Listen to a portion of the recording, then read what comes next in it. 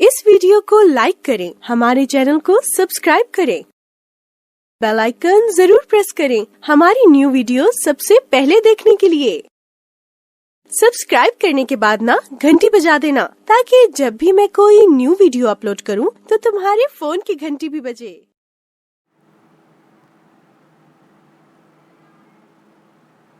नमस्कार दोस्तों, वंदे मातरम क्लासेज में आपका हार्दिक अभिनंदन है। और आप हमारी क्लासें देखें, अधिक से अधिक शेयर करें, अपने मित्रों को, अपनी बहनों को, अपने भाइयों को अधिक से अधिक शेयर करके लाइक करें। आज हम हमारा राजस्थान कक्षा 6 अध्याय 6 राजस्थान का भौतिक स्वरूप, इस पर नज़र डालेंगे आज हम। और जिस किसी भी एग्जाम में एग्जाम में क्वेश्चन आते हैं, उन क्वेश्चनों की विस्तृत चर्चा करेंगे। राजस्थान का भौतिक स्वरूप, अध्याय 6 हमारा राजस्थान कक्षा 6। पिछले अध्याय में हमने राजस्थान के नैतिक, राजनीतिक, प्रशासनिक स्वरूप तथा अवस्थिति का अध्ययन किया। ये पिछले अध्याय की बात कर रहा है दोस्तों, जहाँ से हमने एकीकरण की बात की थी। उसमें एकीकरण 7 चरणों में बताया गया था। लेकिन क्या आप जानते हैं कि राजस्थान में भौतिक प्रदेश कितने? यहाँ से प्रश्न बना लिए दोस्तों। हमारे राजस्थान में 4 भौतिक प्रदेश है। कितने हैं दोस्तों? 4 भौतिक प्रदेश हैं। पहला भौतिक प्रदेश ले लेते दोस्तों, पश्चिमी राजस्थान। ये लीजिए दोस्तों, पश्चिमी राजस्थान, पहला भौतिक प्रदेश पश्चिमी राजस्थान। दूसरा भौतिक प्रदेश दोस्तों अरावली, अरावली क्षेत्र। तीसरा पूर्वी राजस्थान क्षेत्र या पूर्वी मैदानी क्षेत्र। चौथा दोस्तों, चौथा प्रदेश होगा दक्षिणी पूर्वी पठारी क्षेत्र। कितने हो गए दोस्तों? 4। तो राजस्थान को कितने भौतिक प्रदेशों में बांटा गया है? 4 प्रदेशों, 4 भागों में बांटा गया है। यहाँ से प्रश्न आपका तैयार हो गया, 4 हो गए हैं। जिसमें पश्चिमी राजस्थान का अगर लें हम, तो वहाँ आएगा दोस्तों 61%, 61.11। फिर मैदानी क्षेत्र का लें, पूर्वी मैदानी भाग, तो 23% दोस्तों। कितना होगा? 23%। फिर हम दक्षिणी पूर्वी क्षेत्र की बात करें दोस्तों, तो 6.89। और यदि हम दोस्तों अरावली क्षेत्र की बात करें तो 9%। तो ये हो गया दोस्तों 100%। ये राजस्थान को 4 भौतिक प्रदेशों में बांटा गया है। राज्य की पर्वतमाला की सबसे ऊंची चोटी तो गुरु शिखर है दोस्तों। गुरु शिखर 1722 मीटर, ये सबसे ऊंची चोटी है। और कर्नल जेम्स टोड ने इसे द हिंदू ओलंपस की संज्ञा दी है। यहाँ की जलवायु, तो जलवायु के बारे में विस्तृत चर्चा करेंगे। आइए आज राज्य से संबंधित इन सभी प्रश्नों के उत्तर इस अध्याय से समझते हैं। राजस्थान का भौतिक स्वरूप अत्यंत जटिल और विविधता युक्त है। राज्य के मध्यवर्ती भाग में अरावली पर्वतमाला, जो विश्व की प्राचीनतम पर्वतमालाओं में से एक है। अरावली पर्वतमाला ये विश्व की प्राचीनतम पर्वतमालाओं में से एक है। राज्य का पश्चिमी भाग मरुस्थलीय है। वह दक्षिणी पूर्वी पठारी क्षेत्र है, जो विंध्याचल रेंज से समीपता लाता है। अतः राजस्थान के भू संरचना के आधार पर राजस्थान को 4 भागों में बांटा गया है। और मरुस्थलीय क्षेत्र, अरावली पर्वत क्षेत्र, पूर्वी मैदानी क्षेत्र और दक्षिणी पूर्वी पठारी क्षेत्र। पहला क्षेत्र लेते दोस्तों, यहाँ थार का मरुस्थल। भारत की पश्चिमी सीमा से लेकर राजस्थान में अरावली तक राजस्थान के पश्चिम भाग में विशाल थार मरुस्थल स्थित है। ये राज्य के 12 जिलों में 61% भाग पर फैला हुआ है। 61%। प्रश्न आता है यहाँ से कि राजस्थान में मरुस्थल कितने प्रतिशत भाग पर फैला हुआ है, तो कितना आएगा दोस्तों, 61% आएगा, 61%।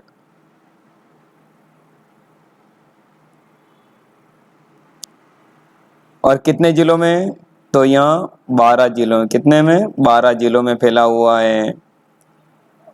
पश्चिमी भाग पर फैला हुआ है। ये राजस्थान की लगभग 40% जनसंख्या निवास करती है। कितने प्रतिशत जनसंख्या निवास करती है दोस्तों, 40%, यानी 40% जनसंख्या निवास करती है। यह मरुस्थल विश्व के मरुस्थलों की तुलना में जनघनत्व, पशु घनत्व, सर्वाधिक वर्षा, खनिज विविधता, वनस्पति, कृषि, सिंचाई साधन, जैव विविधता के कारण विश्व का सबसे धनी मरुस्थल है। तो सर्वाधिक जैव विविधता किस मरुस्थल में पाई जाती है, तो सर्वाधिक जो जैव विविधता है दोस्तों, थार के मरुस्थल राजस्थान में पाई जाती है। थार के मरुस्थल राजस्थान में पाई जाती है सर्वाधिक जैव विविधता। और ये कितने जिलों में, ये 12 जिलों में। लेकिन इसमें एक जिला और जोड़ दिया गया है, वो दोस्तों सिरोही है। कौन सा जिला है, सिरोही। इसको 13वां जिला घोषित किया गया। यदि आपके प्रश्न आता है कि वर्तमान में राजस्थान के कितने जिलों में थार का मरुस्थल विस्तृत है, तो 13 जिलों में, और 3 जिलों में अर्ध मरुस्थल है। तो कितने जिले हो गए दोस्तों, 16 जिले हो गए। और 16 जिलों के अंदर दोस्तों यहाँ पर 85 ब्लॉक हैं, डेजर्ट ब्लॉक। यदि आपसे प्रश्न पूछा जाए कि वर्तमान में राजस्थान में कितने ब्लॉक हैं, 85 ब्लॉक हैं, जो 16 जिलों के अंदर फैला हुआ है। और राज्य की 40% जनसंख्या यहाँ निवास करती है। और कितने प्रतिशत भूभाग पर, 61% भूभाग पर। और यह विश्व का सबसे जैव विविधता वाला, यानी जैव विविधता वाला मरुस्थल है, जैव विविधता का मरुस्थल है।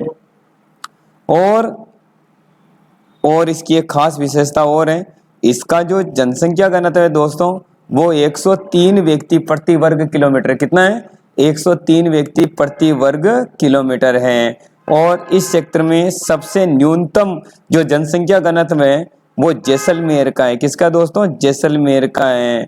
वो जैसलमेर का जो है 17 व्यक्ति प्रति वर्ग किलोमीटर है। और सबसे कम जनसंख्या ही जैसलमेर की है। इसी क्षेत्र की बात चल रही है।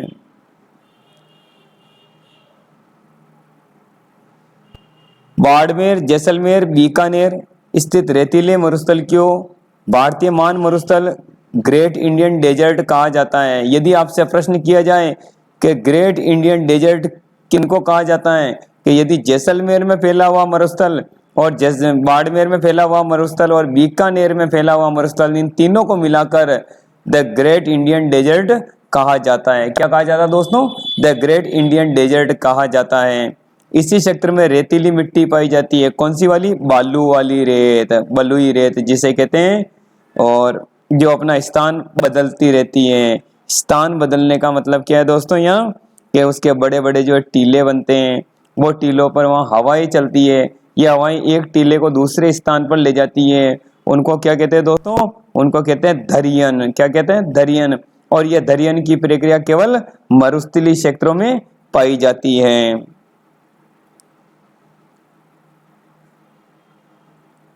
इस क्षेत्र में रेतीली बलुई मिट्टी के रेत के टीले पाए जाते हैं, जो हवा के साथ अपना स्थान बदलते हैं। इन्हें बालू का स्तूप या स्थानीय भाषा में धोरे कहते हैं। क्या कहते हैं, स्तूप या धोरे कहते हैं। और थार के मरुस्थल में विशेषताओं के कारण मरुभूमि, गग्गर का मैदान, अर्ध मरुस्थलीय भाग, नागौर की उच्च भूमि और अंत्य प्रवाही क्षेत्रों में विभाजित किया गया है या विभक्त किया गया है। नागौर की उच्च भूमि, ध्यान रखना दोस्तों, नागौर की उच्च भूमि में जो है लवणीयता की मात्रा ज्यादा आती है, लवणीयता की मात्रा ज्यादा आती है। और यहाँ पर 2 जिले इसके छूते हैं, जैसे अजमेर, तो अजमेर और नागौर। तो यहाँ पर क्या है दोस्तों, यहाँ पर कुब्बड़ पट्टी है। तो राजस्थान में कुब्बड़ पट्टी कहाँ पर है, तो राजस्थान में कुब्बड़ पट्टी अजमेर और नागौर में है। फिर गग्गर का मैदान, तो गग्गर का मैदान कहाँ पड़ेगा दोस्तों, तो ये पड़ेगा आपका हनुमानगढ़, हनुमानगढ़ और गंगानगर। कई बार परीक्षाओं में ये पूछा गया क्वेश्चन है कि गग्गर का मैदान कहाँ पर है, तो गग्गर का मैदान जो हनुमानगढ़ और गंगानगर में स्थित है, ध्यान रहे दोस्तों। आगे चलते हैं। अरावली पर्वत, तो अरावली पर्वत पहले तो ये देखो दोस्तों, अरावली पर्वत जो है कितने किलोमीटर है, तो ये राजस्थान के मध्य से गुजर रही दोस्तों, राजस्थान को ये समान भागों में बांट रही है। इसकी कुल लंबाई जो है 692 किलोमीटर है और राजस्थान में कितनी है, 550 किलोमीटर है दोस्तों, 550 किलोमीटर। अब ये कहाँ से आ रही है, तो ये आ रही है दोस्तों पालनपुर, पालनपुर पड़ता है गुजरात, कहाँ पड़ता है, गुजरात। और ये जो पर्वतमाला है ये पालनपुर से होती हुई सीधी राजस्थान में खेतड़ी, झुंझुनू, अलवर होती हुई हरियाणा, हरियाणा से दिल्ली, दिल्ली तक जाती है। और पालनपुर से लेकर इसकी लंबाई 692 किलोमीटर है, ये 692 किलोमीटर। फिर पूछ लिया जाए कि राजस्थान में लंबाई कितनी है, तो 550 किलोमीटर है। राजस्थान में लंबाई कितनी है, 550 किलोमीटर है। फिर इसके बाद पूछा जाए कितने जिलों में फैली हुई है, तो ये 13 जिलों में फैली हुई है। कई बार BSTC के एग्जामों में पूछा गया क्वेश्चन है कि राजस्थान में अरावली कितने जिलों में फैली हुई है, तो 13 जिलों में फैली हुई है। कितने जिलों में, 13 जिलों में फैली हुई है।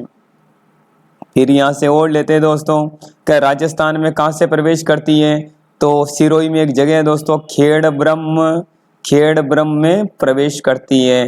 कहाँ तक जाती है, तो ये खेतड़ी, खेतड़ी कहाँ पड़ता है, झुंझुनू में पड़ता है, तो खेतड़ी तक जाती है। तो खेड़ ब्रह्म से लेकर खेतड़ी तक 550 किलोमीटर है, जो अरावली का कुल 80% भाग जो है राजस्थान में विद्यमान है।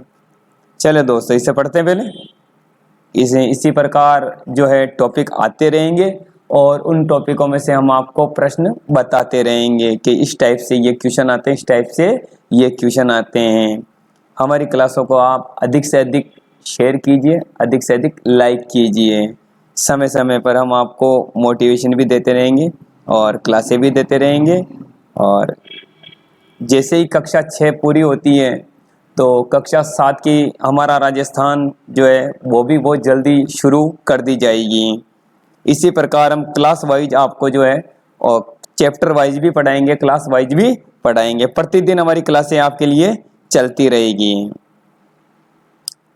राजस्थान के मध्य भाग में दक्षिण पश्चिम से उत्तर पूर्व में राज्य से 9% अरावली पर्वतमाला विस्तृत है। तो यहाँ से प्रश्न बनाइए दोस्तों, ये प्रश्न आपका यहाँ से बन रहा है कि अरावली पर्वतमाला की दिशा है, तो दक्षिण पश्चिम, ध्यान रहे कौन सी दिशा है, दक्षिण पश्चिम से उत्तर पूर्व। अब ये दक्षिण पश्चिम कैसे दोस्तों, ये खेड़ ब्रह्म में प्रवेश कर रही है। खेड़ ब्रह्म कहाँ पड़ रहा, सिरोही में पड़ रहा है, तो ये दक्षिणी भाग हो गया। ये वापस किधर जाएगी दोस्तों, बाड़मेर तक जाएगी। तो बाड़मेर क्षेत्र जालोर होते हुए, जालोर बाड़मेर, तो ये कौन सा हो गया, पश्चिमी क्षेत्र हो गया। वापिस पुणे जो है ये जा रही दोस्तों उत्तर की ओर जा रही है, तो खेतड़ी झुंझुनू, और ये पूरब की ओर जाएगी तो दिल्ली। तो ये क्या हो गया दोस्तों, यहाँ से दक्षिण पश्चिम से उत्तर पूर्व की ओर फैली हुई है। ये विश्व की सबसे प्राचीन पर्वतों में से एक है, जो दक्षिण में गुजरात से खेड़ ब्रह्म में और दिल्ली के रायसीना तक 692 किलोमीटर विस्तृत है। अरावली पर्वतमाला राजस्थान के 2 भागों में विभाजित है, 2 भागों में विभाजित करती है, जो पूर्वी राजस्थान और पश्चिमी राजस्थान है। अरावली पर्वतमाला राजस्थान का राजस्थान के सबसे उच्च भूभाग है। अब यहाँ से प्रश्न बना लीजिए कि राजस्थान में अरावली की सर्वाधिक ऊंचाई, तो सर्वाधिक ऊंचाई दोस्तों जहाँ पर ऊंची ऊंची चट्टानें हैं, चोटियाँ हैं, तो वो है सिरोही। यानी अरावली का सर्वाधिक जो ऊंचाई वाला स्थान है वो है सिरोही में है। और उसके बाद यदि आपसे पूछ लिया जाए सर्वाधिक फैलाव, तो सर्वाधिक फैलाव दोस्तों उदयपुर में आएगा। कौन से जिले में, उदयपुर में आएगा। और यहाँ पर जो उदयपुर में गिरवा की चट्टानें पाई जाती है, कौन सी पाई जाती है, गिरवा की चट्टानें पाई जाती हैं। और गिरवा जो तस्तरी नुमा ऐसे पर्वत होते हैं उनको गिरवा कहते हैं। तो उदयपुर जिला कौन सी चट्टानों में बसा हुआ है, गिरवा की चट्टानों में बसा हुआ है।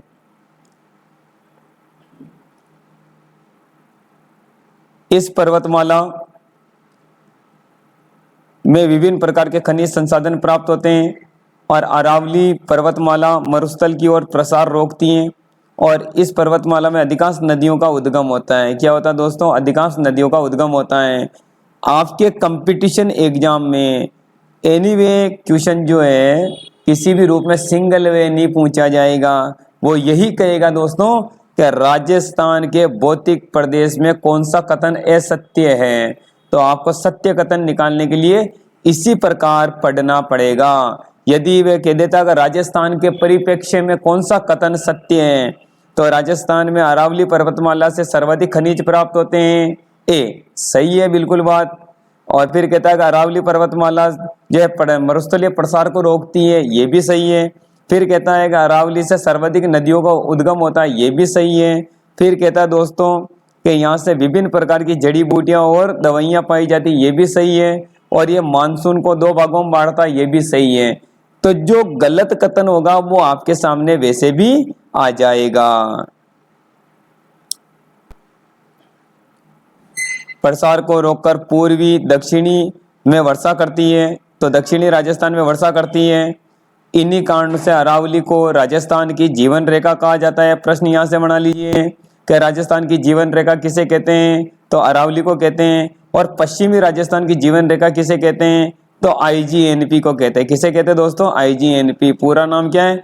इंदिरा गांधी नहर परियोजना। इंदिरा गांधी नहर परियोजना, ये IGNP है। और राजस्थान में अरावली पर्वतमाला की सबसे ऊंची चोटी गुरु शिखर है।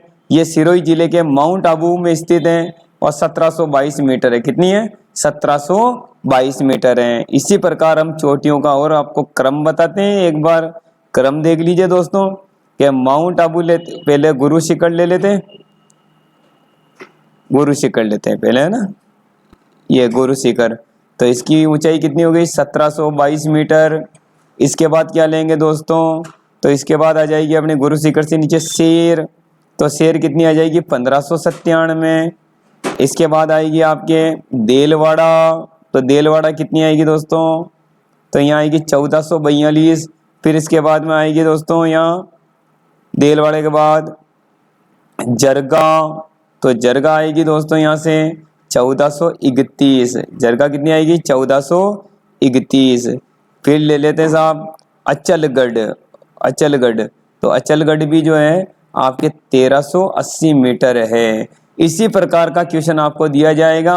या तो आपको पूछेगा दोस्तों आरोही क्रम में जमाइए, या पूछेगा आपका अवरोही क्रम में जमाइए। आरोही और अवरोही क्रम का आपके चोटियों से संबंधित क्वेश्चन आता है। आरोही और अवरोही क्रम का चोटियों से संबंधित क्वेश्चन आएगा। अब देखिए दोस्तों, ये एक नक्शा है आपके यहाँ और इसे देख लेते हैं थोड़ा, इसमें मिलान कर लेते हैं एक बार। और इसी प्रकार हमारे आप वीडियो देखते रहिए, अधिक से अधिक लाइक कीजिए। आप सबका वंदे मातरम क्लास एज में हार्दिक अभिनंदन करता हूँ। एक नज़र आप राजस्थान के नक्शे पे डाल लेते हैं। देखिए दोस्तों, गग्गर का मैदान, तो अभी थोड़ी देर पहले मैंने आपको बताया था गग्गर का मैदान कौन से जिलों में, तो आपका ऊपर ही ऊपर तो आ रहा आपका हनुमानगढ़ और एक आ रहा आपका गंगानगर। ये देखिए दोस्तों गंगानगर, ये आ गया, ये तो हो गया आपका गंगानगर और ये हो गया आपका हनुमानगढ़। फिर देखिए दोस्तों यहाँ से बालूका मुक्त प्रदेश, और ये वाला जो पूरा सेक्टर नजर आ रहा दोस्तों, ये जो आपको येलो कलर में नजर आ रहा है, पीला पीला जो नजर आ रहा है, इसे बालूका युक्त प्रदेश कहते हैं। क्या कहते हैं? बालूका, बालूका युक्त। तो इसमें 2 प्रकार के मैदान हैं, एक तो है बालूका मुक्त प्रदेश, एक है बालूका युक्त प्रदेश। ये दोनों मैदान इसी प्रकार से देखिए दोस्तों, इसी प्रकार से फैले हुए हैं। तो ये बालूका मुक्त प्रदेश तो दोस्तों यहाँ पर कितना हो जाएगा? 40%, और बालूका युक्त कितना हो जाएगा यहाँ पर? 60%। आपको नक्शे से ज्यादा समझ में आएगा, इसलिए मैं आपको ये नक्शा जो है इसी प्रकार समझा रहा हूँ। इसे देखिए थोड़ा, इसी प्रकार आप देखते रहेंगे तो नक्शे से काफी कुछ समझ में आता है। और इस वाले क्षेत्र को देखिए दोस्तों, ये वाला जो क्षेत्र नजर आ रहा है और ये जो क्षेत्र नजर आ रहा है, इसे बोलते हैं दोस्तों अर्ध शुष्क प्रदेश। क्या कहते हैं? अर्ध अर्ध शुष्क प्रदेश कहा जाता है। और इस अर्ध शुष्क प्रदेश में देखो ये जो मैदान दिख रहा है ऊपर का गग्गर का मैदान, तो ये गग्गर का मैदान, ये ऊपरी क्षेत्र इसकी उत्तरी सीमा हो गई, यहाँ से सटा हुआ है। तो ये पूरा क्षेत्र क्या हो गया, बांगड़ प्रदेश यानी शेखावटी प्रदेश। फिर इधर मध्य वाला भाग आ जाएगा अलवर, तो अलवर और ये लूनी नदी का जो भाग आ रहा है, तो लूनी नदी क्या हो गई है, गोडवाड़ प्रदेश की। देखिए दोस्तों, गोडवाड़ प्रदेश की सबसे लंबी नदी, यदि आपसे प्रश्न पूछा जाए कि गोडवाड़ प्रदेश की सबसे लंबी नदी कौन सी है, तो लूनी नदी आएगी। फिर एक बार और देखिए, ये जो आपको लाल कलर में ये दिख रहा पूरा गहरे लाल कलर में, ये वाला क्षेत्र, ये यहाँ से देखिए आबू पर्वत और ये खंड वाला प्रदेश देखिए दोस्तों, ये अलवर वगैरह ये सब इसमें आ रहा। देखिए अलवर और ये जयपुर वाला क्षेत्र और ये झुंझुनू वाला खेतड़ी तक है ना। तो ये वाला क्षेत्र क्या हो गया, अरावली प्रदेश हो गया। कौन सा हो गया, अरावली प्रदेश हो गया। अब अरावली प्रदेश की मैंने आपको क्या बताई कि राजस्थान के खेड़ब्रह्म, तो खेड़ब्रह्म से झुंझुनू, तो झुंझुनू में कौन सी जगह, खेतड़ी, तो 550 किलोमीटर। कितनी है दोस्तों, 550 किलोमीटर है। और ये राज्य के 9% भाग पर फैला हुआ है। अरावली क्षेत्र राज्य के 9% भाग पर फैला हुआ है। इससे कई नदियों का उद्गम होता है।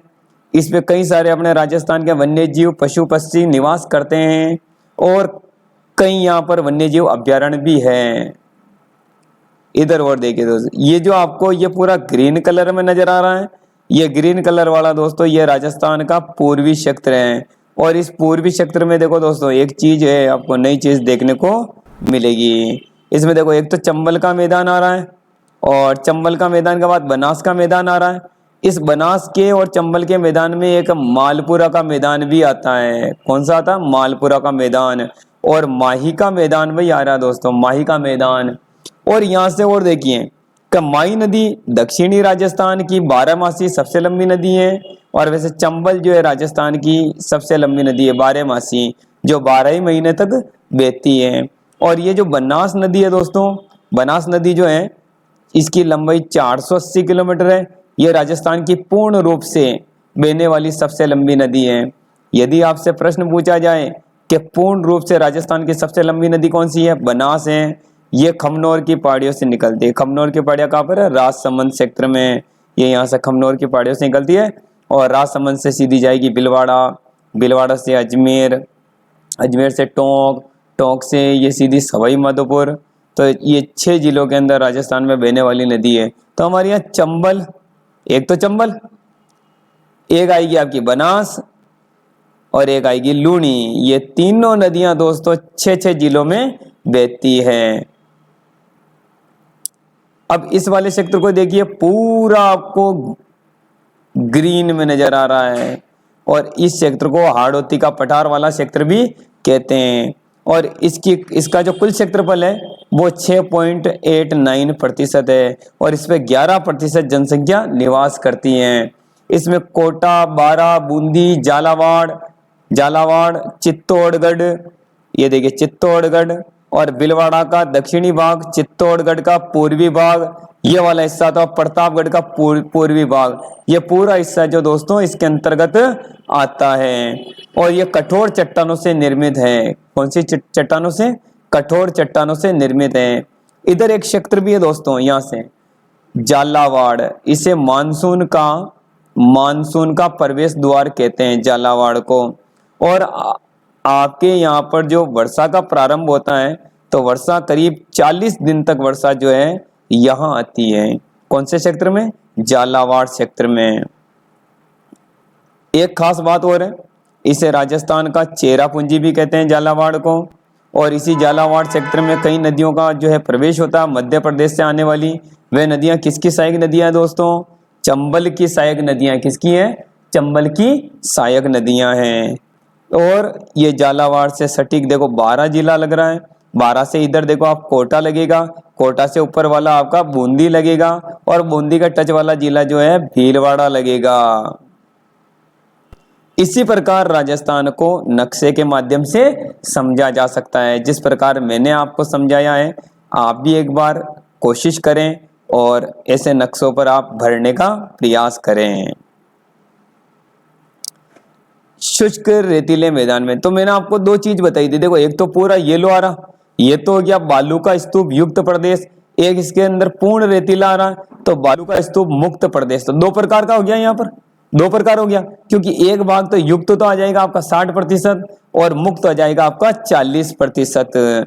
इसी प्रकार से फिर आ रहा दोस्तों यहाँ पर अर्ध शुष्क मैदानी।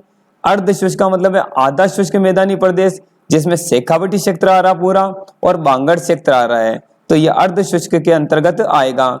क्योंकि अरावली क्षेत्र का जो पश्चिमी भाग है, अरावली क्षेत्र का जो पश्चिमी भाग है, जो टच करके पश्चिमी भाग है, जहां से 25 सेमी समवर्षा रेखा समाप्त होती है, कितनी 25 सेमी समवर्षा रेखा समाप्त होती है, वहां ये एरिया शुरू होता है। जबकि अरावली क्षेत्र में जो राजस्थान को जो समवर्षा रेखा बांटती है, हमारे राजस्थान को दो भागों में, वो 50 सेमी समवर्षा रेखा बांटती है। कितने सेमी? 50 सेमी।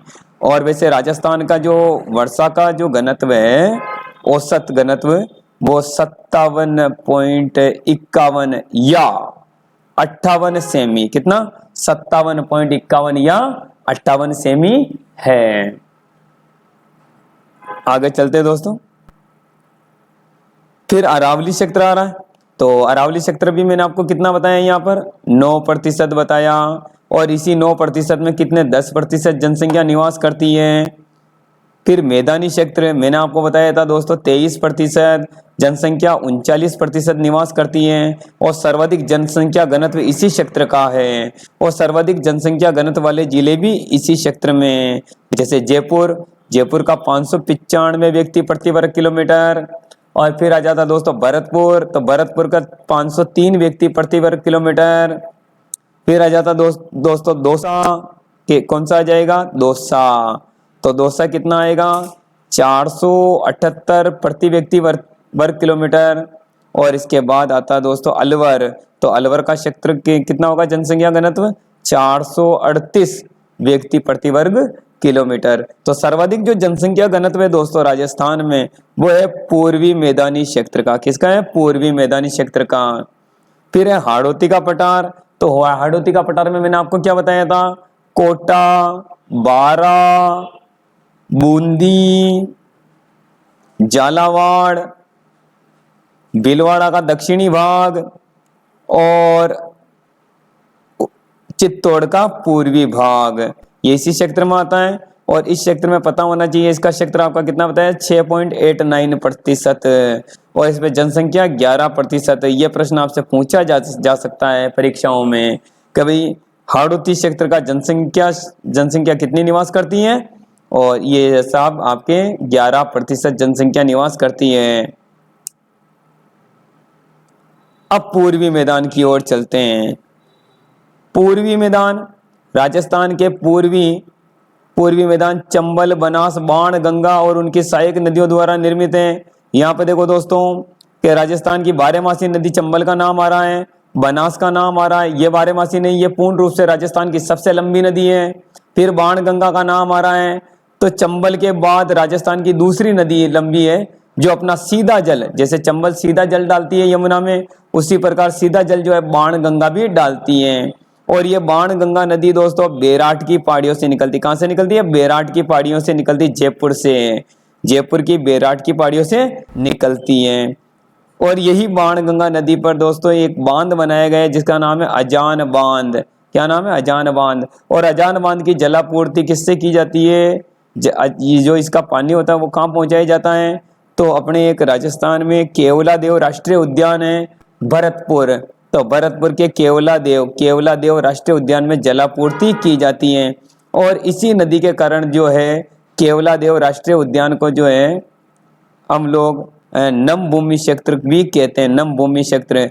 प्रश्न आपके पास आ जाए कि राजस्थान में नम भूमि वाले क्षेत्र कितने हैं? रामसर साइट तो 2 हैं, एक तो आपका केवला देव और एक आपका सांभर। ध्यान रहे दोस्तों, केवला देव और सांभर।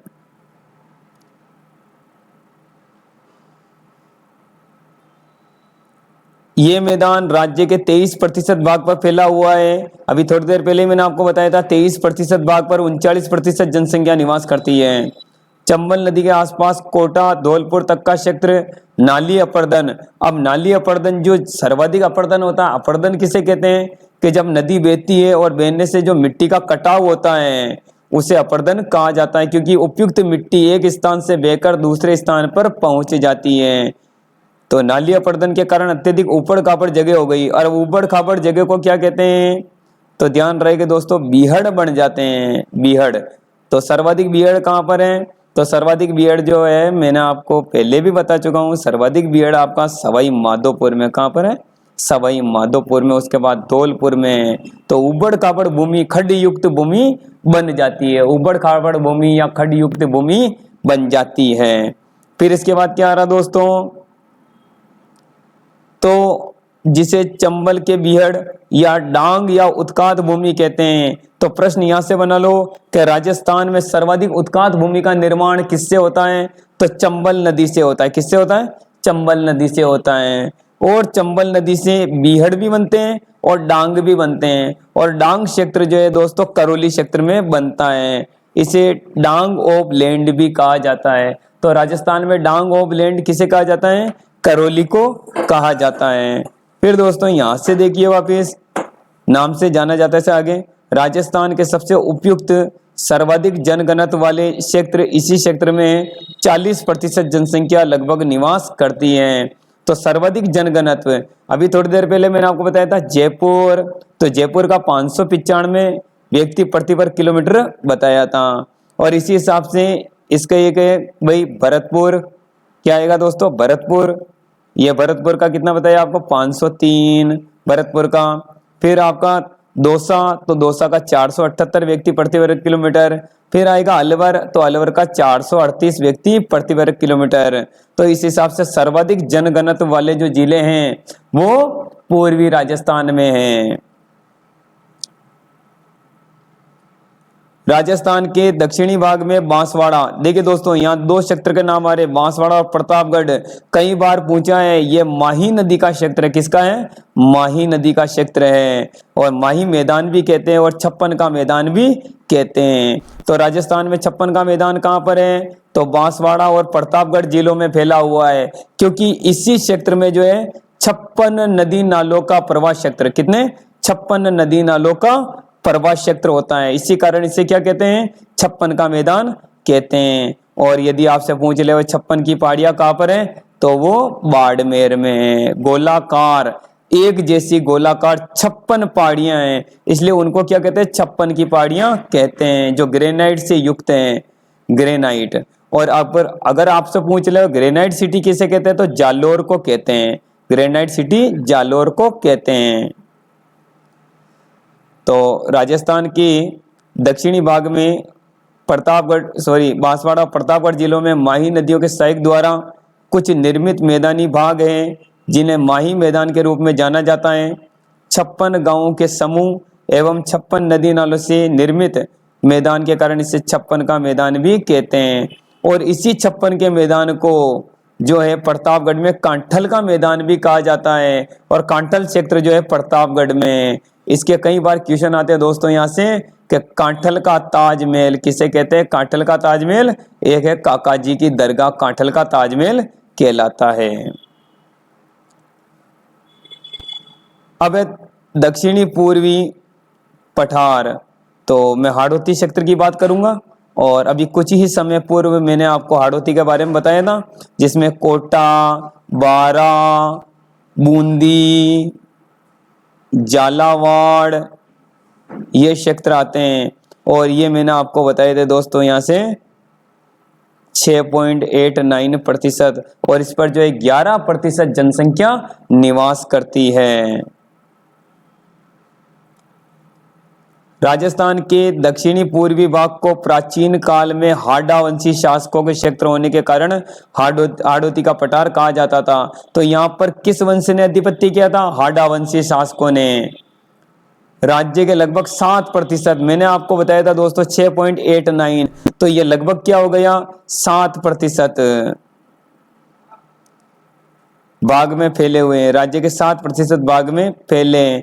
इस पठारी क्षेत्र को अधिकांश मिट्टी से लावा निर्मित, यानी यहाँ पर क्या लावा निर्मित काली मृदा है, और ये राजस्थान की सबसे उपजाऊ मृदा है जो इसी क्षेत्र में पाई जाती है। कौन से क्षेत्र में? दक्षिणी पूर्वी क्षेत्र में। और यहाँ की जो प्रमुख फसल है दोस्तों, एक तो है सोयाबीन। कौन सी है? सोयाबीन। और एक है कपास। तो कपास की खेती यहाँ सर्वाधिक होती है इसी क्षेत्र में, ध्यान रहे, कपास की खेती सर्वाधिक होती है क्योंकि काली मिट्टी में नमी की मात्रा ज्यादा होती है, नमी की मात्रा बहुत ज्यादा होती है। राजस्थान के अन्य पठारों में प्रमुख सिरोही स्थित उड़िया, देखिए दोस्तों यहाँ से उड़िया का पठार राज्य का सबसे ऊंचा पठार है जो 1360 मीटर ऊंचा है। कितना? 1360 मीटर ऊंचा है। और उदयपुर व राजसमंद, ये आबू भी नाम आ रहा है, तो आबू की ऊंचाई दोस्तों 1200 मीटर है। कितने? 1200 मीटर है। स्थित भोरहाट का पठार, ये देखिए राजसमंद व उदयपुर में भोरहाट का पठार। ये भोरहाट का पठार का एक काम है दोस्तों, बेहतरीन काम है। राजस्थान में कई बार इसे एग्जामों में पूछा है कि ये एक लाइन खींच देता हूं यहाँ से, इधर आपके बंगाल की खाड़ी और इधर आपका अरब सागर, इन दोनों के मानसून का बंटवारा करता है यहाँ पर ये भोरहाट का पठार। यानी आपसे प्रश्न पूछा जाए कि राजस्थान में उस पठार का नाम बताइए जो मानसून का बंटवारा करता है, उसका नाम है भोरहाट का पठार। फिर चित्तौड़गढ़ में मेसा का पठार, जहां आपका गढ़ बना हुआ चित्तौड़गढ़ दुर्ग, मेसा का पठार। फिर चित्तौड़गढ़ में भीलवाड़ा का पूर्वी भाग, ऊपरमाल का मैदान जानते ही हो आप, बिजोलिया वाला क्षेत्र जिसमें भीलवाड़ा से लेकर, यानी भीलवाड़ा भी आ रहा, और चित्तौड़गढ़ का भैंसरोडगढ़, चित्तौड़गढ़ का भैंसरोडगढ़ से लेकर भीलवाड़ा व बिजोलिया तक का क्षेत्र जो है ऊपरमाल का मैदान कहलाता है, ऊपरमाली क्षेत्र कहलाता है। प्रतापगढ़ में स्थित लसाड़िया का पठार, ये प्रश्न देखिए दोस्तों यहाँ से, अगर आपसे पूछ ले कि लसाड़िया का पठार कहाँ पर है, तो प्रतापगढ़ में लसाड़िया का पठार। और एक यहाँ पर लसाड़िया आंदोलन भी हुआ था दोस्तों, और वो किया था आपके एक हमारे राजस्थान के बाबूजी भी कहलाते हैं, उन्होंने किया था यहाँ पर। तो मोतीलाल तेजावत, कौन थे? मोतीलाल तेजावत, इनके पैर में यहाँ पर गोली भी लगी थी। अब देखिए जलवायु चक्र, जलवायु व ऋतु चक्र। राजस्थान की जलवायु मानसून पर प्रभाव स्पष्ट है। ये देखिए मानसून पर आधारित, हमारी जो जलवायु दोस्तों मानसून पर आधारित है। और प्रदेश की अक्षांशीय स्थिति भारतीय उपमहाद्वीप के उत्तर पश्चिम में स्थित है, और समुद्र से दूरी, अरावली पर्वत की स्थिति, प्रदेश के विस्तार के कारण राजस्थान देश का एकमात्र प्रदेश है जहां 5 प्रकार की जलवायु पाई जाती है। तो 5 प्रकार की जलवायु दोस्तों कहीं पर भी नहीं पाई जाती, केवल राजस्थान में पाई जाती है। तो हमारा अक्षांशीय विस्तार कितना है? तो अक्षांशीय विस्तार जो दोस्तों है वो 23 डिग्री 3 उत्तरी अक्षांश से 30 डिग्री 12 उत्तरी अक्षांश, ये पूरा आपका 30 12 और 23 3 यहाँ से आपका उत्तरी अक्षांश हो गया है। और फिर पूछ ले अरावली की स्थिति, तो अरावली ये मध्य से ऐसे जा रही है, तो इधर तो कौन सा आएगा दोस्तों? गुजरात साइड में अरब सागर आएगा। तो अरब सागर का मानसून तो क्या इसके सारे आगे निकल जाता है और यहाँ पर वर्षा नहीं हो पाती है। लेकिन इस साइड में कौन सा मानसून प्रवेश करता है? तो इधर बंगाल की खाड़ी का मानसून प्रवेश करता है। तो बंगाल की खाड़ी का मानसून यहाँ से टकराएगा, तो इसी क्षेत्र में जो है वर्षा होगी।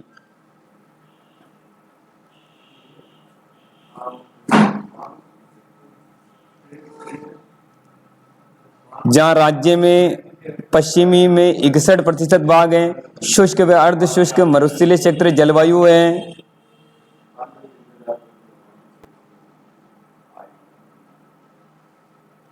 अरावली के पूर्व में जयपुर, उत्तर पूर्वी जिलों में उप आर्द्र जलवायु है, और सवाई माधोपुर से लेकर उदयपुर तक आर्द्र जलवायु है।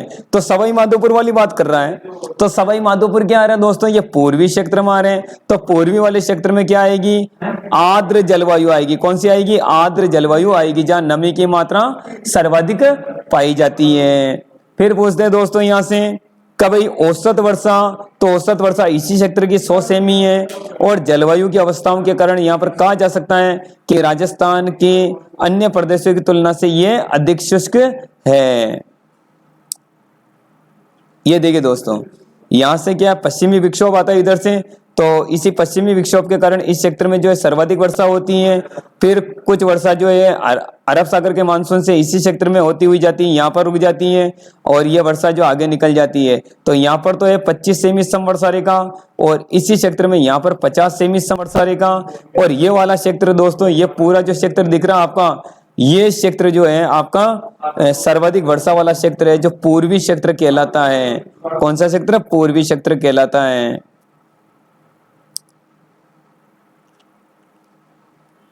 जैसा कि आप जानते हैं कि राजस्थान में मुख्यतः 3 ऋतुएं पाई जाती हैं। ग्रीष्म की ऋतु जो मार्च से जून, वर्षा ऋतु जुलाई से सितंबर, शीत ऋतु अक्टूबर से फरवरी, 3 ऋतुएं। और इसी प्रकार अक्टूबर से फरवरी, तो अक्टूबर और नवंबर के अंदर एक हमारे यहाँ देखा होगा कि मानसून जो है चला जाता है, मानसून चला जाता है। और उत्तर पूर्वी मानसून होने के कारण यहाँ पर क्या दोस्तों, कभी कभी वर्षा आ जाती है। और इसकी सर्वाधिक वर्षा जो है दक्षिणी भारत में तमिलनाडु में होती है। अब ग्रीष्म ऋतु, इसी ऋतु में तापमान विभिन्न क्षेत्रों में सामान्यतः 30 से 40 सेंटीग्रेड से अधिक रहता है। पश्चिमी राजस्थान में रहकर जैसलमेर, बाड़मेर, बीकानेर, जोधपुर, गंगानगर, चूरू आदि जिलों में जो तापमान है वो 40 से 45 डिग्री सेंटीग्रेड हो जाता है। और थार का मरुस्थल रेतीला होने के कारण भारत के प्रदेशों में गर्म प्रदेशों में से एक है। रेत जल्द ही गर्म होती है और जल्दी ठंडी हो जाती है। मरुस्थल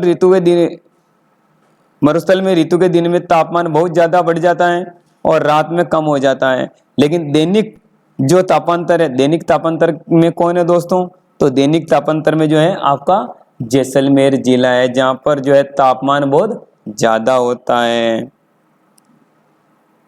ऊंचाई के कारण माउंट आबू इसी ऋतु के कारण राजस्थान में ठंडा रहता है। तो अपने गर्मियों के मौसम में जो ठंडा माहौल रहता है वो माउंट आबू वाला क्षेत्र रहता है। अब है वर्षा ऋतु, तो राजस्थान की 90 से 95% वर्षा, देखिए दोस्तों 90 से 95% वर्षा जो है मानसून हवाओं से जुलाई और सितंबर के मध्य होती है। अरब सागर और बंगाल की खाड़ी से तो 10% वर्षा तो आएगी आपके कहां से, अरब सागर से। 90% वर्षा कहां से आएगी आपकी, बंगाल की खाड़ी से आएगी। फिर दोस्तों यहां से देखिए आप कि अरब सागर और बंगाल की खाड़ी दोनों शाखाओं के मानसून से वर्षा होती है। बंगाल की खाड़ी के मानसून से राजस्थान में अधिक वर्षा होती है। तो मैंने क्या बताया आपको अभी, 90% वर्षा। और सबसे कम वर्षा किसकी बताई दोस्तों, यहाँ अरब सागर की बताई है। अधिकांशतः पूर्वी राजस्थान में होती है। अरब सागर मानसून से अधिकांश जो है वर्षा दक्षिणी राजस्थान में होती है और सर्वाधिक वर्षा झालावाड़ में होती है। तो सबसे पहले वर्षा यहीं प्रवेश करती है और सर्वाधिक वर्षा 100 सेंटीमीटर जो वर्षा होती है वो झालावाड़ में होती है, जिसे राजस्थान का सबसे आर्द्र जिला माना गया है। सबसे कम वर्षा 10 सेंटीमीटर से भी कम है जैसलमेर में होती है। और वैसे जैसलमेर का एक गांव है समगांव, जहां पर 0 दिन वर्षा होती, हो भी जाती नहीं भी होती, कोई गारंटी नहीं है। राजस्थान में अधिक वर्षा प्राप्त करने वाला जो स्थान है वो माउंट आबू है, 150 सेंटीमीटर। कितना है, 150 सेंटीमीटर। और राजस्थान के दक्षिण पूर्वी भाग में पश्चिमी राजस्थान उत्तरी पश्चिमी भाग को वर्षा जो लगातार कम होती जाती है। और अरावली के पूर्व में 50 सेमी वर्षा, 50 सेमी से अधिक वर्षा, और पश्चिम में 50 से कम वर्षा होती है।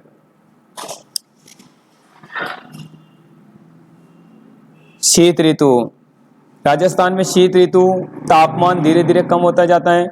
पश्चिमी रेत के अत्यधिक ठंडे होने से 0 डिग्री सेंटीग्रेड या कुछ स्थानों पर इससे भी कम हो जाता है। और ऊंचाई के कारण ऋतु में माउंट आबू स्थान अधिक ठंडा रहता है। राजस्थान का सबसे ठंडा स्थान कौन सा हो गया, तो राजस्थान का सबसे ठंडा स्थान जो है माउंट आबू हो गया।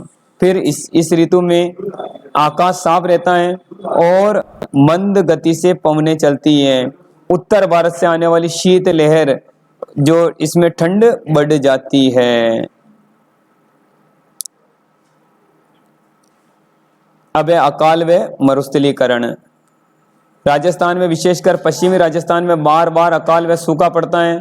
इस कारण वर्षा जो है सामयिक, अपर्याप्त, अनिश्चित, अनियमित होती है। कई बार परीक्षाओं में पूछा गया है राजस्थान में वर्षा होती है तो अपर्याप्त, अनिश्चित, अनियमित।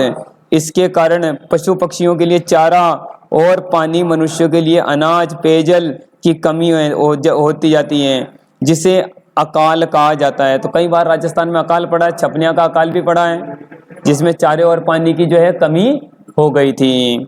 और कम वर्षा का जलवायु पर प्राकृतिक स्वभाव है, लेकिन मानवीय स्वार्थों ने जिस तरह विवेकहीन ढंग से वनों की कटाई की है, तो भूमिगत जल अतिदोहन किया जा रहा है और पारंपरिक जल संसाधन प्रबंधन की उपेक्षा प्रतिकूल प्रभाव प्रदेश के रूप में सामाजिक जीवन पर पड़ता है। इसी प्रकार वर्षा जो है कम होती जा रही है। भौतिक दशाओं के मानवीय कार्यों द्वारा उपजाऊ भूमि बंजर व रेतीली परिवर्तित हो जाती है और उस क्रिया को मरुस्थलीकरण कहते हैं। तो मरुस्थल का प्रभाव दोस्तों ज्यादा बढ़ रहा है, 13 जिलों में फैल चुका अभी तक। तो राजस्थान के पश्चिम भाग को लगातार पश्चिम विस्तार हो रहा है और वृक्षारोपण से इसको कम किए जाने का प्रयास किए जा रहे हैं। चलते हैं शब्दावली में। बंजर, अनुपजाऊ भूमि को बंजर कहते हैं। बीहड़, अपने चंबल नदी पड़ी, चंबल नदी से जो मिट्टी का कटाव हो रहा है उसको बीहड़ कह रहे हैं। समवर्षा, तो अपने राजस्थान का मानचित्र मैंने आपको बताया, जो राजस्थान को 2 भागों में बांटने वाली जो 50 सेमी समवर्षा रेखा है वो है। मानसूनी हवाएं तो ऋतु के अनुसार चेंज होती रहती हैं। अपर्दन, जिससे मिट्टी का कटाव होता है, अपर्दन। कौन सा भौतिक प्रदेश राजस्थान में स्थित नहीं है? तो ध्यान रहे दोस्तों, अरावली है, पूर्वी मैदानी है, थार का मरुस्थल है, ये नहीं है, तो अपना आंसर यही है। और अरावली पर्वतमाला की सबसे ऊंची चोटी कौन सी है?